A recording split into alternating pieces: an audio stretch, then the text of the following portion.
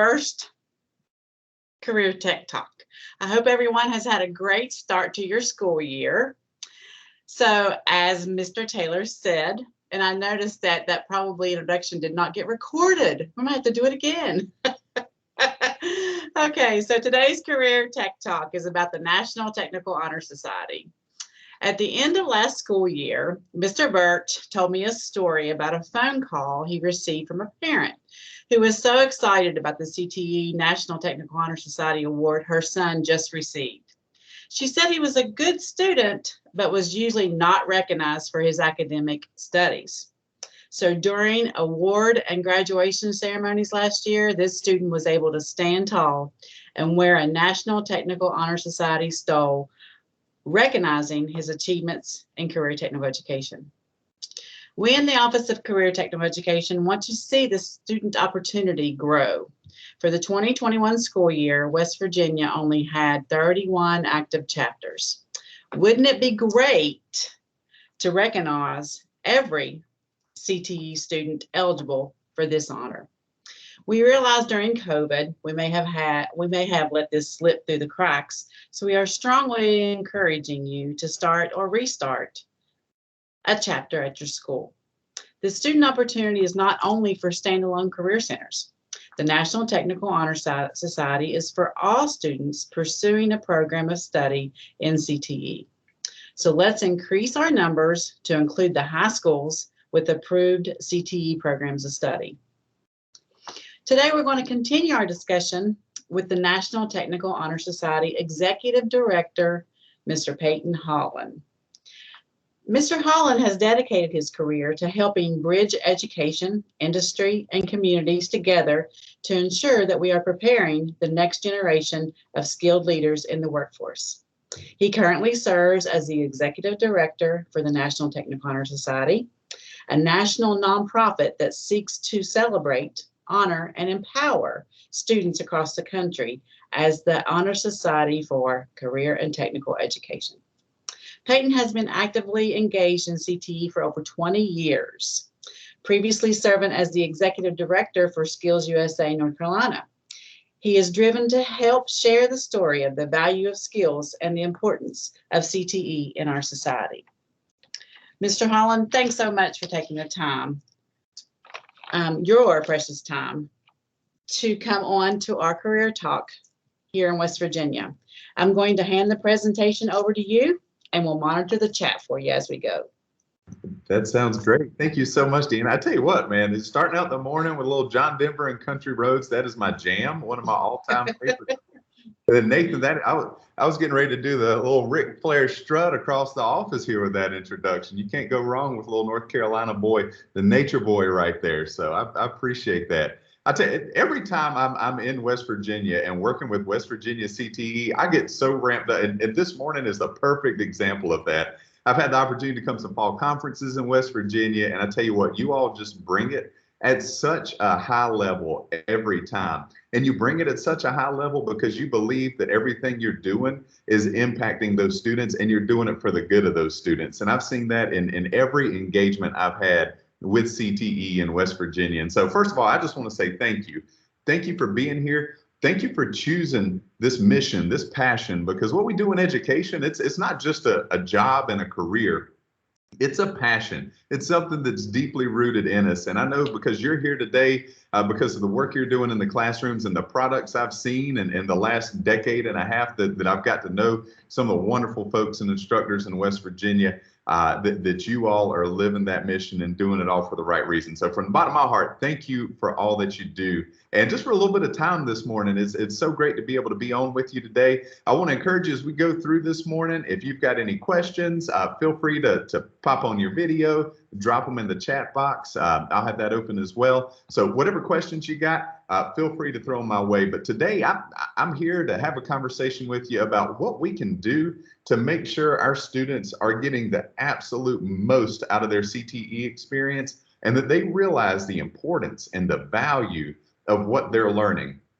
You know, I think back to the time when I was in high school, and you know, everybody tells us this is valuable, that's valuable, and they try to tell you what direction to go and what's going to mean the most to you in life. And when I look back on my high school career, It's great that I learned all the academic stuff. That's fantastic. But the things that have made a difference in my life are what happened in my CTE courses. Those are the pieces that left a lasting mark, that led me to find a career that I love, that gave me the skills I needed to help build my own house, and to do so many other things in my life. And I learned early on the value of those skill sets. So I think our role in CTE is not just helping students attain those skill sets and making sure they're well equipped when they get out into the workforce, but helping them understand how absolutely important, how amazing and awesome it is that they can do the things that they can do with their hands and their minds. When you look at the skill sets that students are coming out with, I don't know how many of you have been to a CTSO competitive event.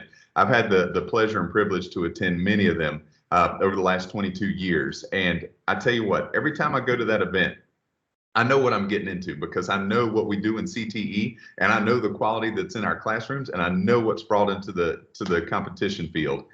But I tell you, every time I go there and someone is attending that event for the first time, I almost have to help pick their jaw up off the floor and mop the drool trail up, because they are so blown away. They did not know that high school students and post-secondary community college students could do the quality of work and caliber of performance that's happening in those CTSO competitive events. And that tells me they've never stepped foot inside of our career centers. They don't know the amazing things that are happening in our comprehensive high schools and our CTE programs. They don't understand the value that our students are getting out of these CTE programmings. And therefore, our students don't always feel that value as well, because it may not be celebrated at home. It's not celebrated in the general society. So our role in CTE is not just to equip, but it's to uplift. How do we uplift these students and help them understand that the path that they have chosen, the skill set they've decided to sink their teeth into and commit their time to learning is honorable, it's got dignity, and it's worth being celebrated and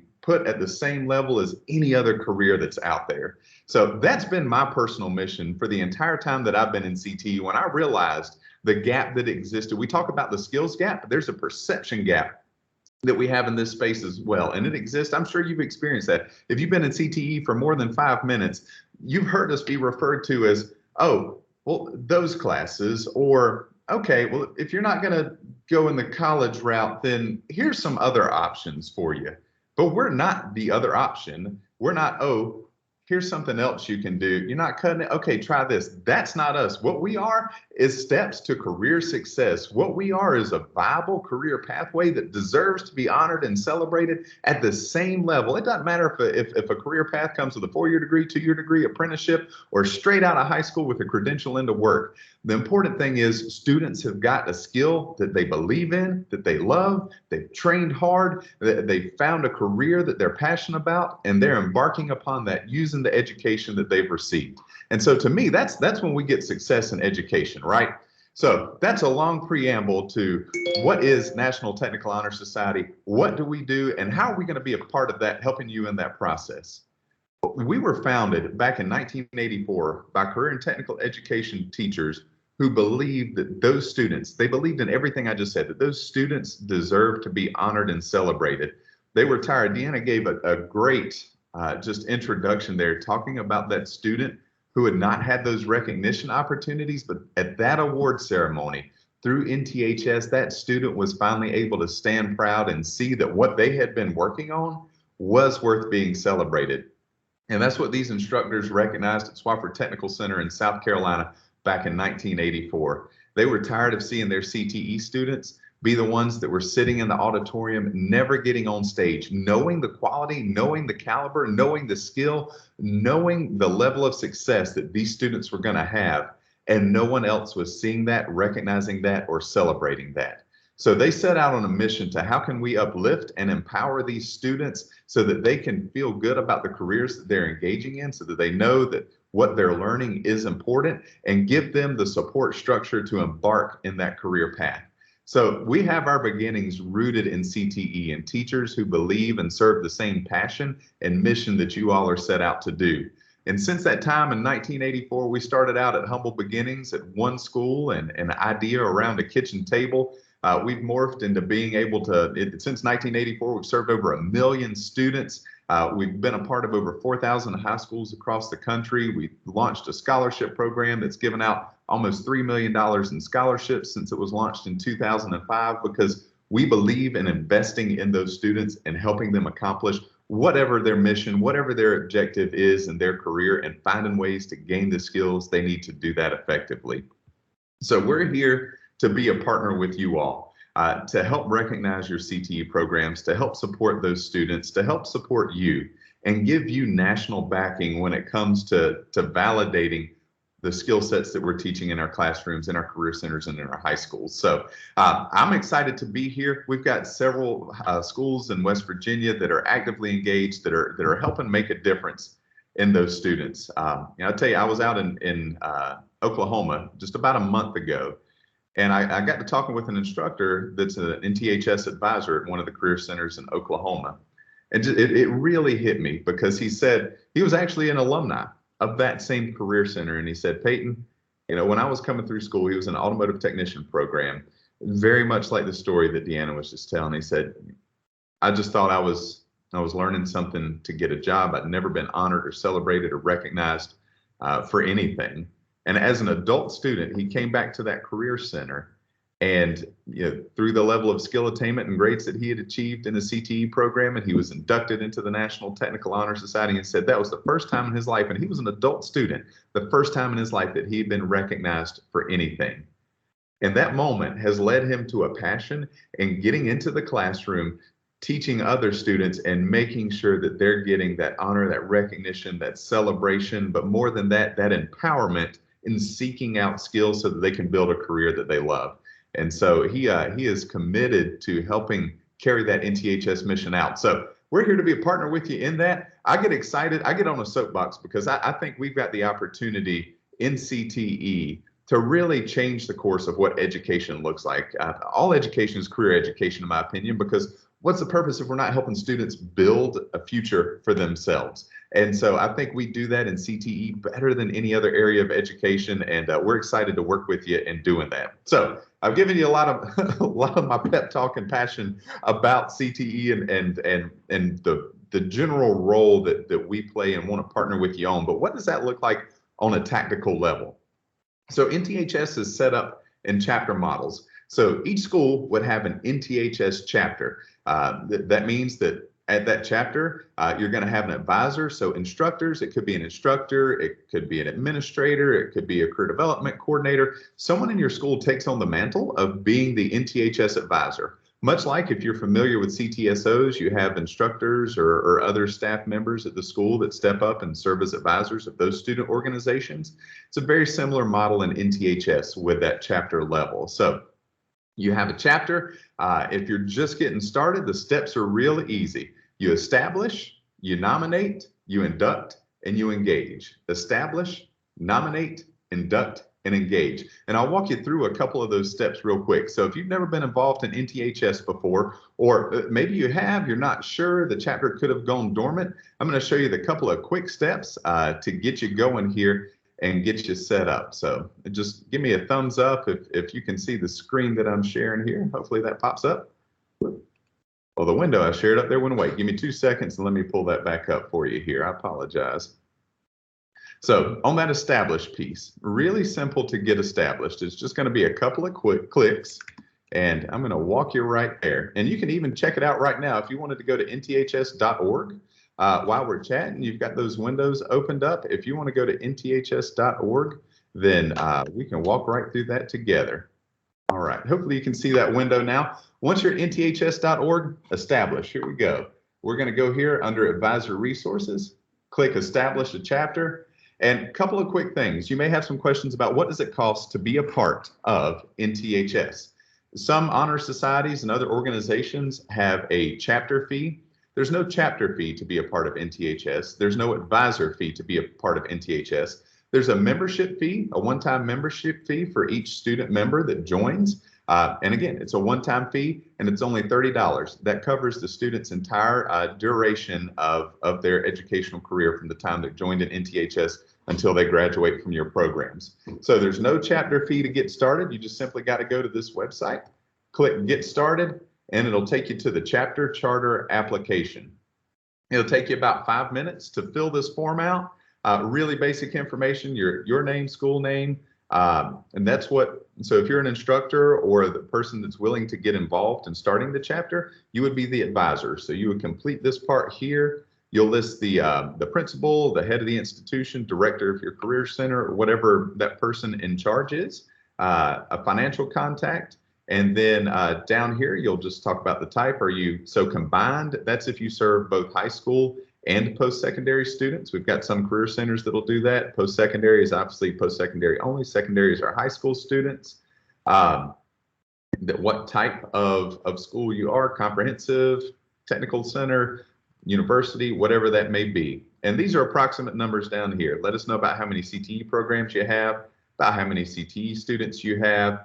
And on this accredited by, we get a lot of questions about that. That's primarily for our post-secondary schools that are accredited by SACS or something of that nature. Most high schools and career centers operate under the authority of your Department of Education, so you can just drop that in there and then move right forward. And you can say, you know, this Peyton Holland fella rambled at me for a long time and beat me into submission to fill this form out down there if you want to.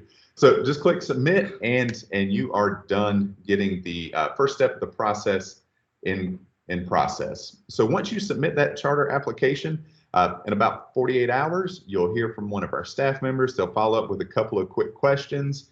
They'll let you know if you happen to already be in the system or if you're indeed chartering for the first time. And then they'll get a new chapter kit out to you. And it's going to have some promotional materials and info about getting started in NTHS. So establish. That's step number one. Fill out that application. One of our staff members will give you a contact. Then they'll get the new chapter kit out to you and you'll be ready to get rock and rolling. So once you've established, what's next? Well, now it's time to start getting students engaged. And to get those students engaged, you know, we want to take a look and figure out who qualifies to be a part of NTHS. So what does it take to be a member of NTHS? There's two national requirements that we have.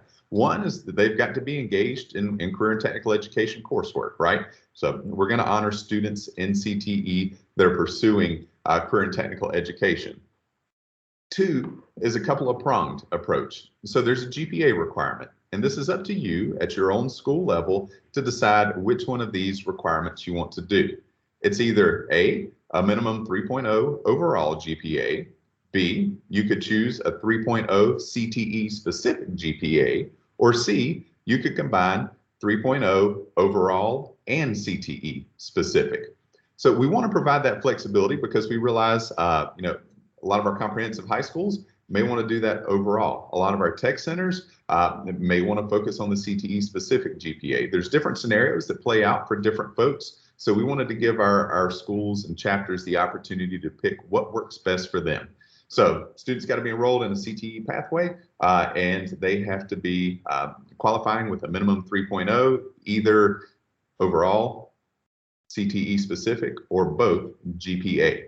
And that's an unweighted GPA. So those are the two national requirements. Now, each chapter has the opportunity to establish additional requirements if you want to. Some chapters will set up service hour requirements for community service. Some will add CTSO participation. Some will add work-based learning requirements or even skill level attainment credential requirements. So that part's up to you. And we've actually got a guide that's going to be produced in the next week and a half. It should go live on our website that'll walk you through all of those steps for establishing those criteria to help you out. But if you don't want to establish any local criteria, you've got those two national to go on. So you got your criteria established. You know what it takes to induct. Then we can find the students to induct. So who qualifies? We're going to nominate that first round of students through the NTHS membership portal. You'll be able to upload those students, send out a nomination email. They'll be able to sign up and join. And then you're ready to induct. You're ready to bring those students into the organization and hold an event that celebrates CTE in your community. And pre-pandemic, you know, a lot of those were big events that were inviting community members in. We've seen auditoriums filled with several hundred people, community leaders. We've seen cafeterias with 10 or 15 people in it and parents showing up. So anywhere on that spectrum, the most important thing is that we're taking a moment to induct those students, recognize them for their accomplishments, and celebrate them in front of family, in front of community members, in front of peers. And then there's the opportunity for additional recognition with graduation regalia. I've got a couple of pieces right here I can show you. We've got the cords and stoles that students are able to get and rock at their graduation ceremony as well. But it's not just about the recognition. Once you get the students engaged, remember, we're a chapter model. So as a chapter, there's opportunities to engage in career development, leadership development, service, and recognition throughout the student's tenure at your NTHS chapter. So a lot of people get excited, they'll induct, and that's the last thing they do. They have that celebration moment and students wear cords and graduation regalia, and that's it. If that's what you do, that still served a very powerful and positive purpose in uplifting those students. But I want to challenge you to think about how we can engage those students throughout the course of their time in NTHS and in your CTE program area. So in that quick start guide I was telling you about, the resource we're going to have next week, we're going to have some suggestions for chapter activities, things that you can do to help your students engage at the local level, to help showcase their talents and skills in the community, and to really help raise the profile of CTE in your school and in your community. So I always say, though, I know I'm talking about a lot of big things right now. The key is just to get started. And getting started can be starting small. It can be 1 or 2 students. It can be an induction and one NTHS chapter meeting throughout the year, and then you build up to a fully functioning chapter that's having regular meetings, that's engaging students on a daily basis, that turns from just we're going to select students that qualify, to students are working to attain the level of qualification needed to be a part of NTHS. So it can be a recruitment, a retention tool, a performance enhancement tool, because students want to engage and get that recognition. So what all do the students get? What are some of the benefits of being a part of NTHS? Every student's going to get their membership portfolio that's got their official membership certificate that comes with a tassel that they can wear at graduation, their member pin, member decal. So that's some of the physical components of it. But they also get access to over $300,000 in scholarships. 250,000 of those scholarships are the John H. Petit Scholarship. We give out $250,000 scholarships. Any NTHS member can apply. Just by simply being an NTHS member, it's the shortest scholarship application they'll ever fill out. They have to simply click in, and in less than 2 minutes, they can have applied, because they have to check a box that says, I'm applying for the scholarship, I agree to the terms and conditions, submit. Why is the application that simple? Because we know that by you submitting those students, they've achieved a level of skill development that's worthy of celebrating, worthy of being recognized, and we want to help them continue to pursue that. So those scholarships are there and ready for students to use. We've got partner discounts with partners like Office Depot and Geico. We just launched a really cool system. This is a member benefit add-on, so it would be an extra $5, but it's incredibly worth it. It's the Career Readiness portal, and it gives students an opportunity to go in and explore career paths. You can read about it here and watch a little promo video on our website. It's under Programs, Career Readiness Portal.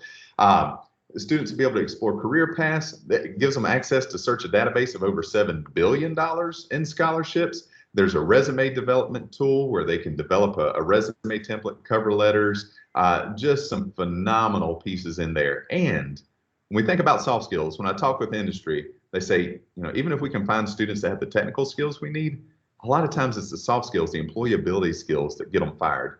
Well, in partnership with Major Clarity, we've developed an employability skill micro-credential to help give your students a baseline and awareness and understanding of what those employability skills are. And you can see the matrix here for the areas that we cover in that. So jam-packed with value there. Starting next year, there's also going to be an employer portal where students will be able to connect with employers that are NTHS employer partners looking to hire the best students in the country.